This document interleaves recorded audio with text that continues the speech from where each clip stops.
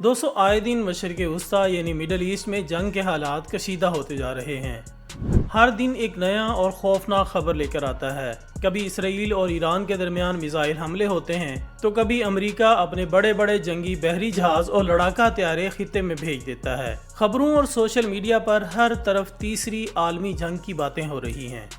इस कशीदा और ड्रोनी सूरत हाल में आजकल सब लोगों का, चाहे वो किसी भी मुल्क में रहते हों, बस यही एक सवाल है कि अगर हालात काबू से बाहर हो गए और अमेरिका ने ईरान पर एटम बम गिरा दिया तो क्या होगा? क्या वाकई अमेरिका ऐसा कर सकता है? और अगर खुदा ना खासा ऐसा हो गया तो इस हमले के बाद ये दुनिया कैसी नजर आएगी? आज की इस तफसीली वीडियो में हम इसी हौलनाक मंजरनामे का जायजा लेंगे और जानेंगे कि एटम हमले के पहले चंद सेकंड से लेकर आने वाले कई सालों तक इसके क्या असरात हो सकते हैं। तो दोस्तों, जैसे ही ये बम अपने हदफ के ऊपर पहुंचेगा, ये ज़मीन पर गिरकर नहीं फटेगा, बल्कि तबाही को ज़्यादा से ज़्यादा फैलाने के लिए इसे ज़मीन से कुछ 100 मीटर की बुलंदी पर हवा में ही फाड़ दिया जाएगा। बम के फटते ही जो सबसे पहला वाक़या होगा वो इतना भयानक होगा कि इंसानी अक्ल इसे तस्लीम करने से इनकार कर देगी। बम फटने के पहले 1 सेकंड के अंदर एक ऐसी चमक पैदा होगी जो हमारे सूरज से भी हजारों गुना ज्यादा रोशन होगी। ये चमक इतनी तेज और अंधा कर देने वाली होगी कि अगर कोई इंसान इस धमाके से कई किलोमीटर दूर भी खड़ा होगा, वो बराह रास्त इस रोशनी को देख ले तो इसकी आंखों का पर्दा सेकंड्स में जल जाएगा और वो जिंदगी भर के लिए अंधा हो जाएगा। इस चमक के फौरन बाद पहले 3 से 5 सेकंड के अंदर एक आग का बहुत बड़ा गोला यानी फायर बॉल बनेगा। इस आग के गोले का अंदरूनी दर्जा हरारत करोड़ों डिग्री सेंटीग्रेड होगा, बिल्कुल वैसा ही दर्जा हरारत जैसा सूरज के मरकज में होता है। इस फायर बॉल के 2 से 3 किलोमीटर के दायरे में जो कुछ भी आएगा वो जलेगा नहीं, बल्कि सीधा भाप बनकर हवा में उड़ जाएगा। चाहे वो लोहे की बड़ी बड़ी मजबूत इमारतें हों, सड़कों पर चलती गाड़ियां हों, दरख्त हों या फिर इंसान, वो सब सेकंड्स के भी हजारवें हिस्से में राख बनकर गायब हो जाएंगे। इन लोगों को दर्द महसूस करने का वक्त भी नहीं मिलेगा, क्योंकि इनका दिमाग दर्द का सिग्नल भेजने से पहले ही भाप बन चुका होगा।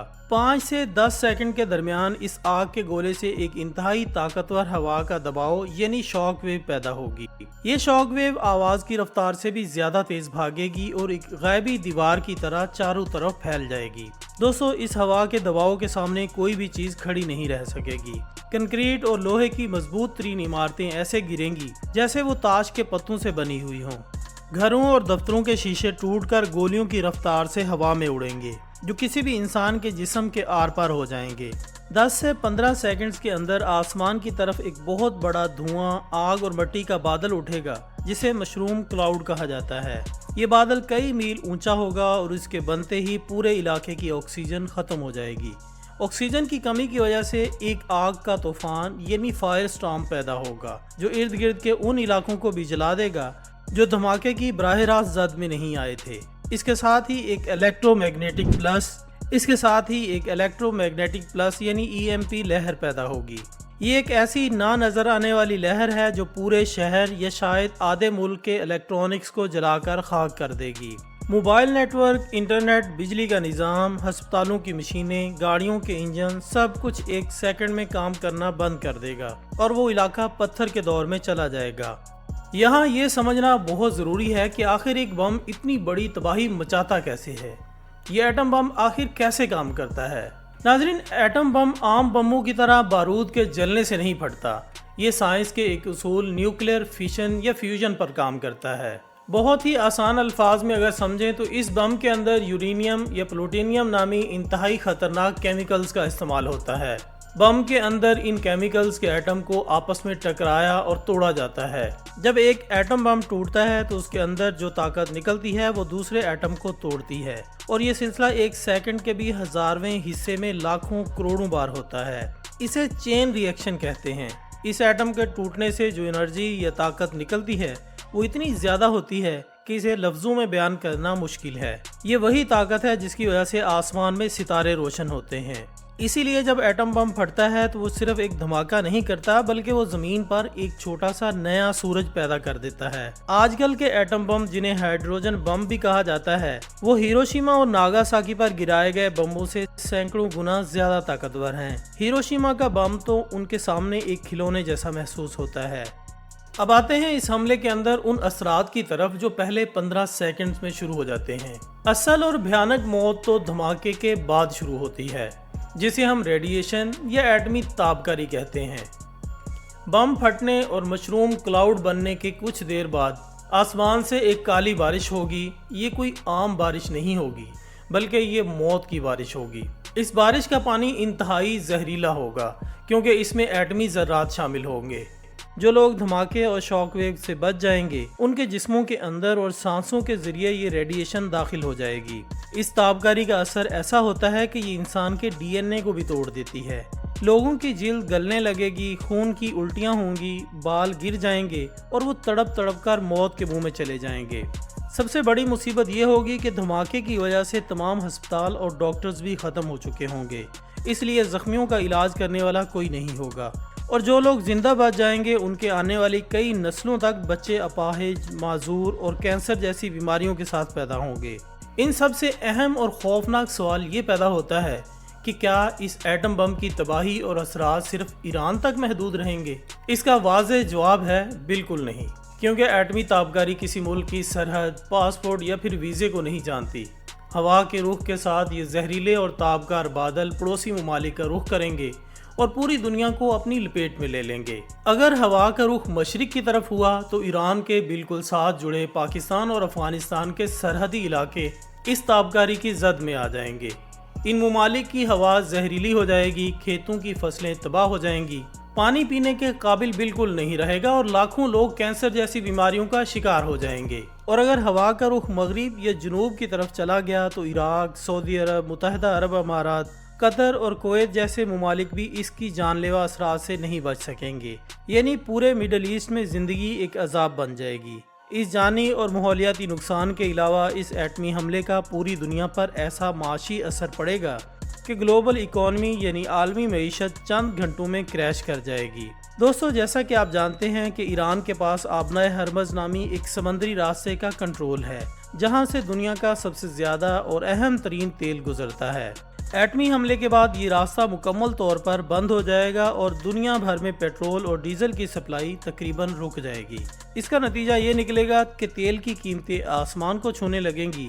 جب تیل مہنگا ہوگا تو دنیا کی ہر چیز، چاہے وہ کھانا ہو، دوائیاں ہوں یا ٹرانسپورٹ، سب کچھ مہنگا ہو جائے گا۔